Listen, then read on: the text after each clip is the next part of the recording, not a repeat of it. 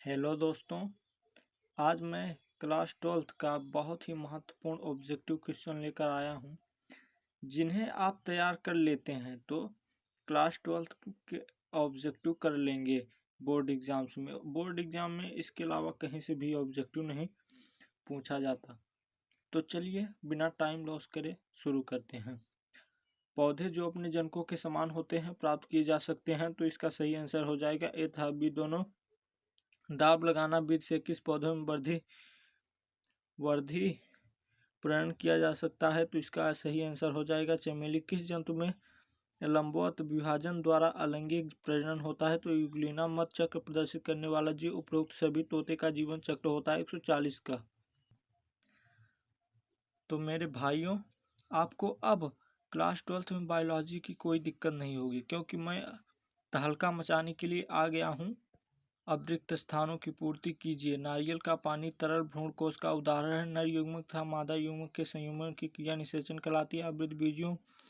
अनावृत बीजियों में भ्रूण पोष अगुणित होता है। एक ही पुष्प के पराग कोश के परागण का उसी पुष्प के वर्तिका को पहुंचने की क्रिया स्वपरागण का आकार की तथा आनुवांशिक रूप जो क्लोन कहलाता है। ये इंपॉर्टेंट क्वेश्चन है, अगर आप इन्हें कर लेते हैं तो आप बोर्ड एग्जाम में अच्छा स्कोर कर पाएंगे। सही जोड़ी बनाइए।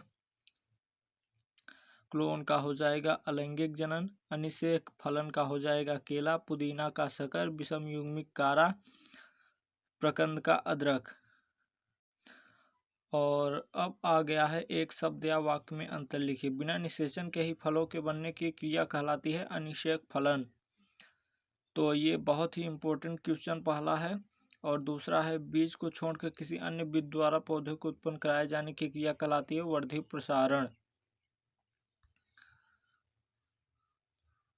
और तीसरा है परागकणों का परागकोश से वर्तिका तक पहुंचना कहलाता है परागकण। एक जंतु का नाम बताइए जो अलैंगिक विधि द्वारा प्रजनन होता है, तो इसका हो जाएगा स्पॉन्जिला। पादप शरीर का टूटा हुआ भाग पुनः वृद्धि कर जनक समान नए पादप विकसित करता है कहलाता है खंडन। अलैंगिक जनन से बनी संतति एक समान होती है तो कहलाता है क्लोन। अलैंगिक जनन में बनी संतान एक समान होती है तो कहलाती है क्लोन। तो आप इसका स्क्रीनशॉट ले लें और इसी से पढ़िए।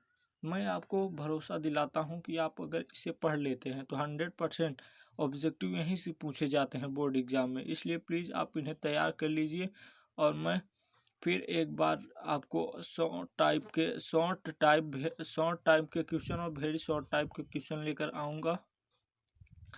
और कुछ दीर्घोत्तरी भी प्रश्न रहेंगे जिसे आप कर लेंगे तो उन्हीं से बेशक 100% क्वेश्चन वहीं से पूछे जाते हैं, इसलिए आप इन्हें अच्छे से तैयार कर लीजिएगा। तो चलिए, राम राम, सत श्री अकाल।